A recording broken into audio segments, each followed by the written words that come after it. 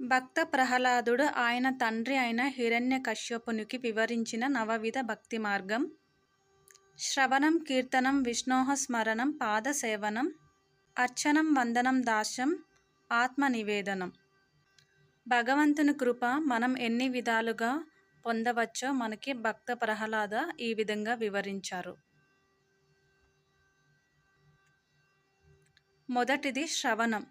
శ్రవణం అంటే దేవుని గురించి వినడం, ప్రవచనాలు వినటం, ఆయన లీలలు వినడం, భక్తుని కథలు వినడం, భగవంతుని లీలల గురించి తెలుసుకోవటం. రెండవది కీర్తనం. పాటల రూపంలోన, పద్యాల రూపంలోన, భజన రూపంలోన భగవంతుణ్ణి తలుచుకోవటం, పూజించటం. స్మరణం, గుర్తు తెచ్చుకోవడం, భగవంతుణ్ణి నిత్యం మన జీవితంలో స్మరించుకోవడం, ప్రతిరోజు జపరూపంలో ఆయనను గుర్తు చేసుకోవటం. అర్చనం, భగవంతుడికి పూజ చేయటం, తీర్థయాత్రలు చేసి భగవంతుణ్ణి దర్శించుకోవటం. వందనం, భగవంతునికి నమస్కరించుకోవటం.